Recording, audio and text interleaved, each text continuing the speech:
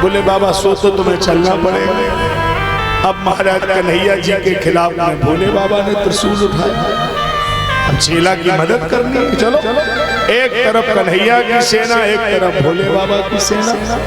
अब भोले बाबा की सेना के सामने कन्हैया की सेना हारने लगी।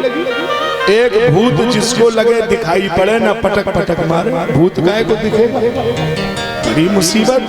कन्हैया जी ने भोले बाबा से कही बाबा ये गलत बात है, तुम जानबूझ के हरवा दोगे। बाबा ने कहा देखो यहाँ कोई व्यवहार नहीं, देखो यहाँ चेला की मदद नहीं करेंगे, मामला आर पार होगा। तो बाबा कुछ समझो तो ये तो गड़बड़ हो रहा। बोले नहीं नहीं देखो यहाँ कोई गड़बड़ नहीं, हम अगर देखेंगे तो बात यही होगी, और देखे ना तो कुछ भी करो। चला दिया बाबा पे सम्मोहन अस्त्र, बाबा मूर्छित हो गए। मौका लगा बाणासुर को बांधने के लिए, तो उसकी माता ने सारे कपड़े उतार के फेंक दिए। ऐसी नारी का मुंह नहीं देखना चाहिए। भगवान ने रण छोड़ दिया और वहां से महाराज शंकर जी के समझाने पर उषा और अनिरुद्ध का पाणे ग्रहण हुआ। एक दो पवरम राजन जगमर्यद कुमार बिहार तुम सांब प्रद्युम्न चारु भान गदादया। एक दिन इनके घर के समस्त बालक भानु सुभानु स्वर भानु नारायण नारायण बैठ जाए नारायण नारायण आपसे ही कहा जा रहा बैठ जाओ, अभी बैठ जाओ। कानपुर बंद बैठ जाए, कोई बात अब उन्हें कर ही ले, जल्दी करो चला लेना। अब आ गए हैं तो अनिल का है हमारा नुकसान कर रहे हो भैया, जब कथा बंद है तो विचारों करो। हाँ कई लोग इस बात से परेशान हैं, कैसा पंडित कभी नहीं देखा, पैसा नहीं चढ़ाने देता, आने नहीं देता है। क्या करें साहब, भारी आदत है, बीच में किसी को आने नहीं देते, इससे कथा में दिक्कत ना हो। तो अब देखो ध्यान से आप सुन रहे थे, ध्यान बट गया, तो इसलिए अब फिर उसी जगह रहो, मस्ती में सुनिए। तो हम जो कह रहे थे उस पर आप दोबारा लौट के आइए। एक बगीचे में सब बच्चे घूम रहे हैं और उसमें एक कुआं है और कुएं में एक जीव पड़ा है और वो खोपड़ी हिला रहा है। अब संस्कृत में त्रिकाल बोलते हैं उसको, क्या बोलते हैं उमरेन?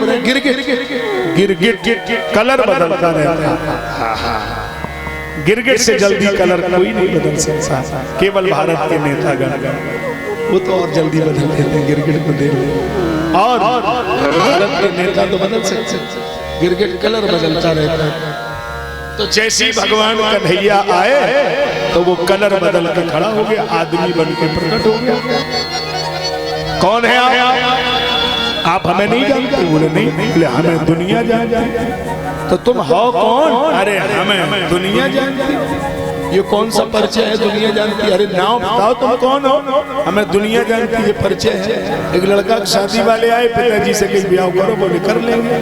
लड़का करता क्या है? बोले तुम्हें इसे समझ लो, तुम ब्याह करो। अरे भैया यह तो बताओ लड़का करता क्या? अरे बोले लड़का कोई साधारण विधायक सांसद उसके पीछे बैठते हैं। तो बोले मंत्री है। अरे मंत्री लगाए रहे, मुख्यमंत्री उसके पीछे। तो भाई साहब करता क्या? बोले दिल्ली में रिक्शा चलाता। जब रिक्शा में सब पीछे ही बैठेंगे, आगे को सुविधा नहीं। लंबी आंख दी दुनिया इतनी निराली है, कैसे कैसे लोग हैं साहब। एक जगह तो हमने देखा शादी हुई और शादी होने के बाद और मतलब विदा हो गए तो बिटिया रोने लगी और लड़का रो, बिटिया रोए लड़का रो। पढ़ा लिखा लड़का इंजीनियर और बिटिया जितनी रोए वो तो नहीं, लड़का रोए। तो लड़की को खराब लगा, लड़की भी पढ़ी लिखी थी। लड़की ने लड़के को इशारा किया, इडियट कमिया, इधर आई, तुम क्यों रोते हो? उसने कहा तुम क्यों रोती हो? अरे हम तो मजबूरी में रो रही हैं। तुम्हारी क्या मजबूरी है? हमारी मम्मी, हमारे पापा, हमारा गांव, हमारा मोहल्ला, हमारे घर वाले छूटे जा रहे, तुम क्यों रोते हो? उसने कहा तुम चल के हमारे छुड़वाए दोगी। दोबारा नहीं कहेंगे, समझ रहे सारे नहीं पूरी तो हम तुम आओ, छूट रहो तुम, हम आओ छुड़वाए दो। अभी सारे दोबारा नहीं देखो, समझ लो तो हम भी रो ले साहब। तो बड़ा संसार विचित्र है। तो इससे पूछा गया तुम्हारा परिचय क्या है? बोले नरगो नाम नरेंद्रो हम इक्ष्वाकुतनया प्रभो तान स्वाध्यायमानेषु यदि ते करणमस्कृ। हमारा नाम राजा नृग है और जब दुनिया में दानियों की लिस्ट बनाई गई तो सबसे पहले हमारा ही नाम लिखा गया। कितने बड़े दानी हैं आप? यावत् सिकता भूमेर यावत् दिवितारका यावत् वर्षधाराश्च तावती नदीदास्मगः। पृथ्वी में बालू के कण गिने जा सकते हैं, आकाश के तारे गिने जा सकते हैं, लेकिन मैंने जितनी गैया दान की उन्हें कोई गिन नहीं सकता।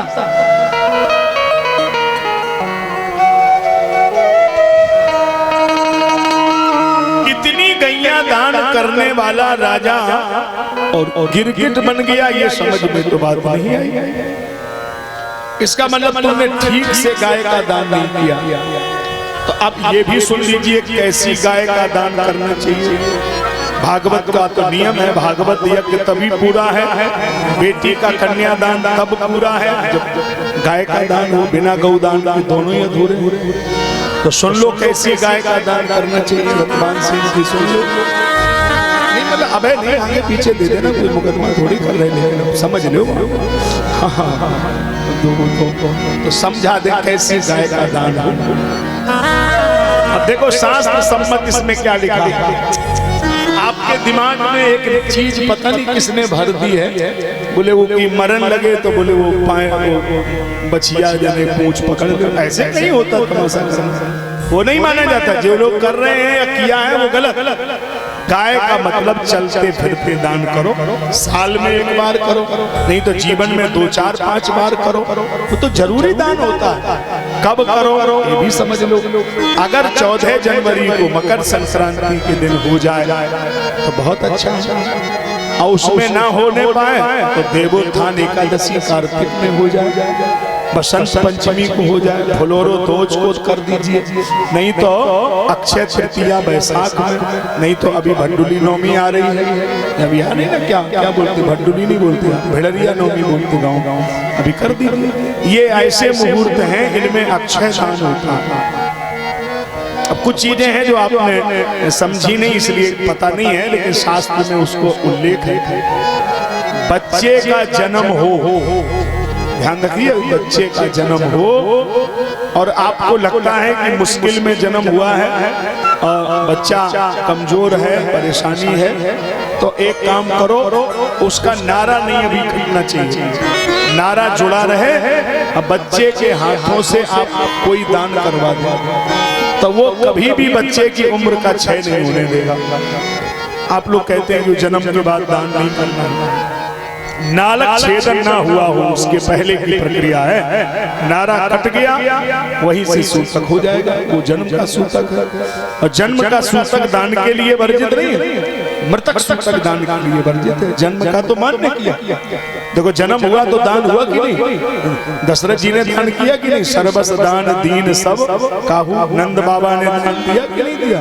ददौ दानम विजातिभ्यो जाति कर्म विधाय च, इसमें तो है।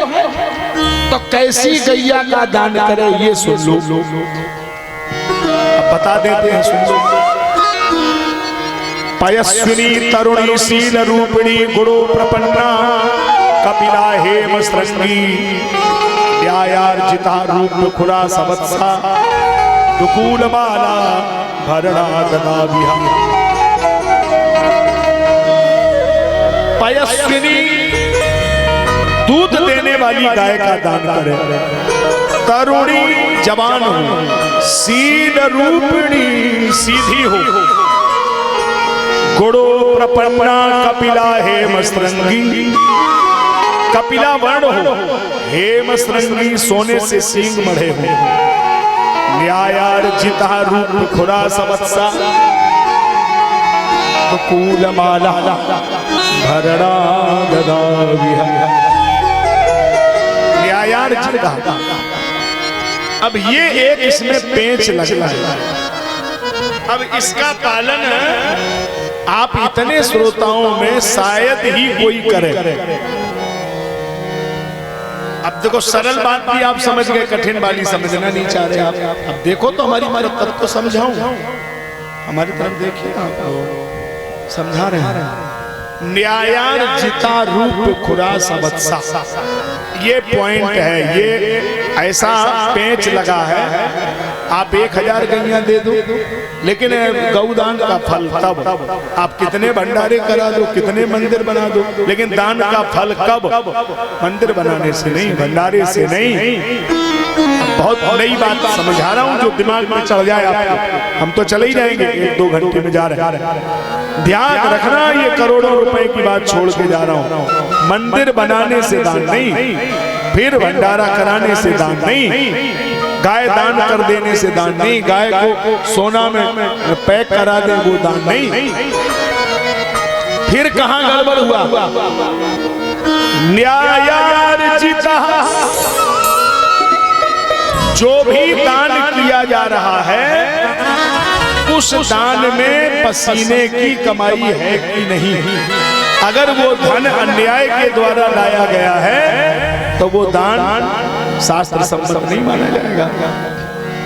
थोड़ी कड़वी बात है, आपको बुरी लगेगी। आपने कितने मंदिर बनाए, कितने भंडारे कराए, कितने लोगों को तुमने दान बांटे, कितने लोगों को कंबल बांटे। आजकल तो इसका भी बड़ा हम देख रहे हैं, कमाल होता। अस्पतालों में आप देखो, एक सेव को उठाने के लिए 35 आदमी खड़ा होता है, फोटो खींचे खाली। अरे वो बेचारा मरीज देख के ही मर जाएगा कि 35 आदमी हम पे एहसान कर रहे हैं। 10 रुपया का सेव है, क्या तमाशा मचा रखा। दान का मतलब ये थोड़ी है जो आप तमाशा कर रहे हैं। आपने कितने लोगों को बांटा, ये बहुत महत्वपूर्ण नहीं है। आप कितने लोगों को दे रहे हैं ये महत्वपूर्ण नहीं है, लेकिन आप कहां से लूट के ला रहे हैं ये महत्वपूर्ण है। अगर कमाने का तरीका तुम्हारा ठीक नहीं है तो लुटाने का तरीका धर्म नहीं हो।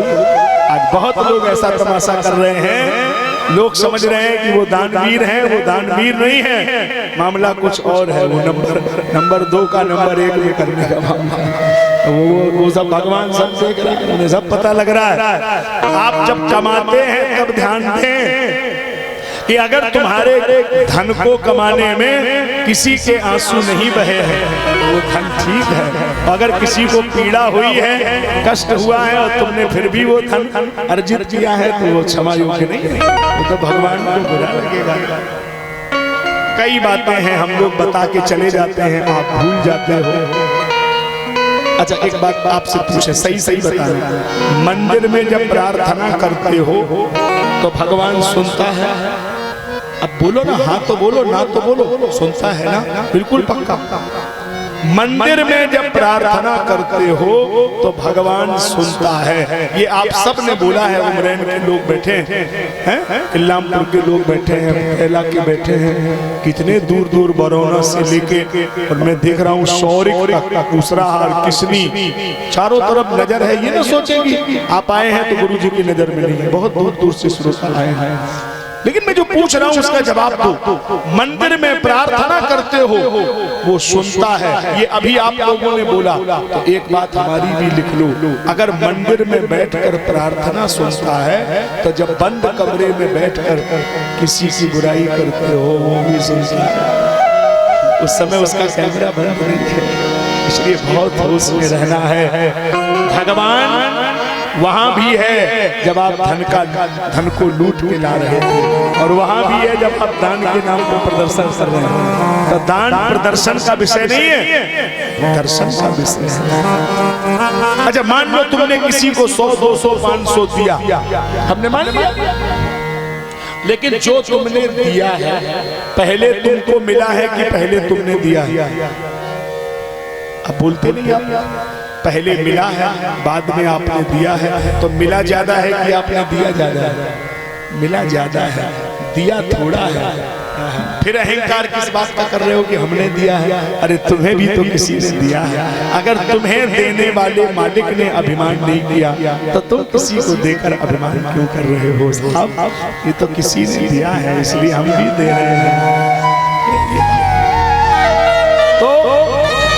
यहाँ यही इस कथा के प्रसंग में समझने वाला बिंदु है कि हम धन को अर्जित कैसे कर रहे हैं, तब उस धन का उपयोग करना है, अर्जन करने का तरीका। अच्छा, चोर बदमाश को क्या देवी माँ खुश होती है क्या?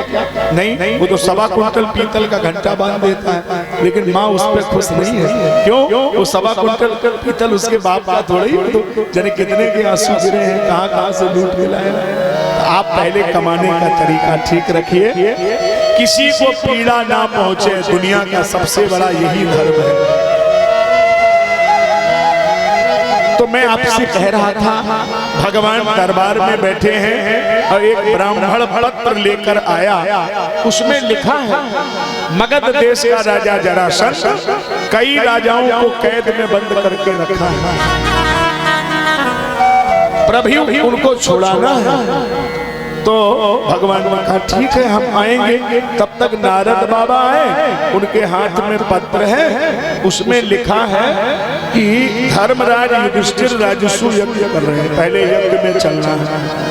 गए, धर्मराज जी से पूछा, तुम राजस्व यज्ञ कर रहे हो, क्या तुम्हें ये मालूम है राजस्व यज्ञ करने का अधिकार केवल उसी राजा को है जिसके सामने समस्त राजा पराजित हो गए? क्या तुम्हारे सामने समस्त राजा पराजित हो गए?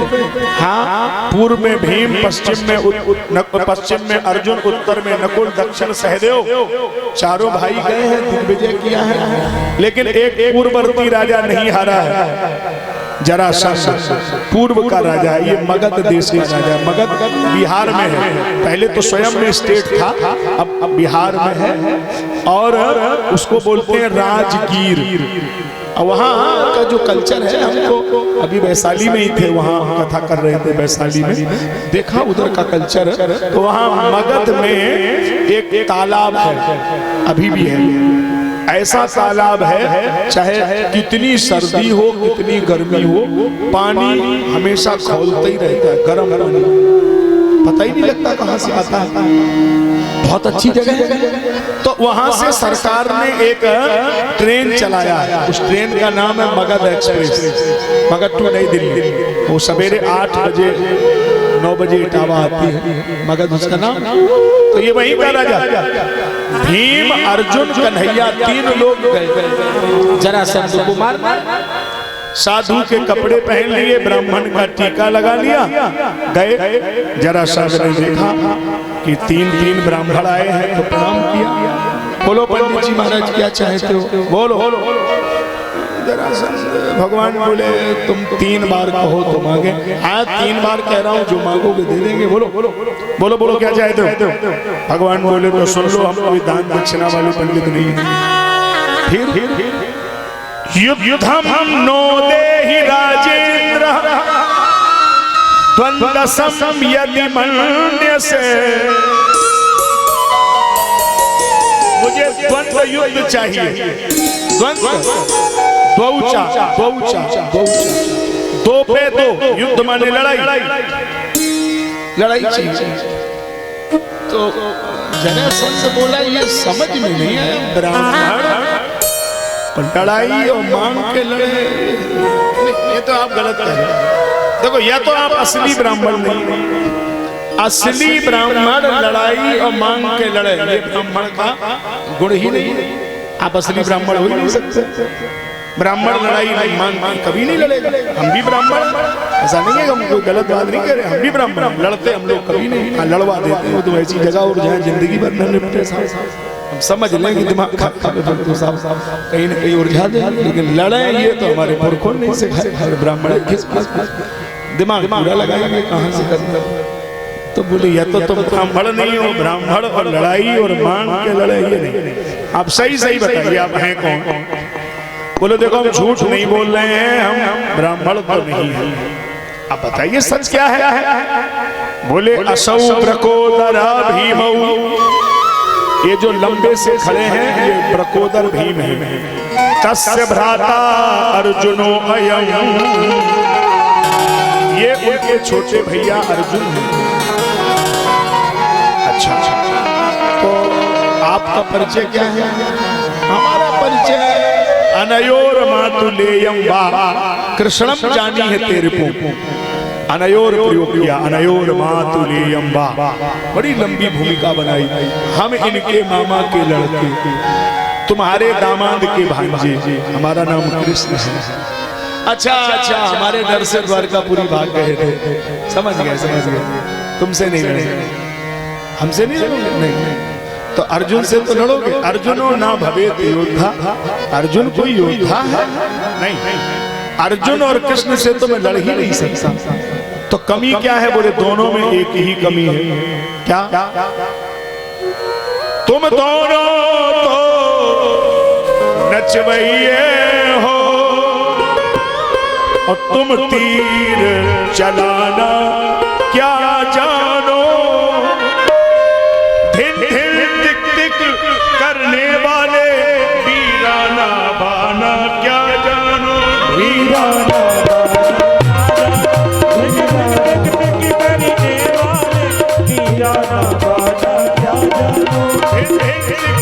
करने वाले वीराना बाना क्या जानो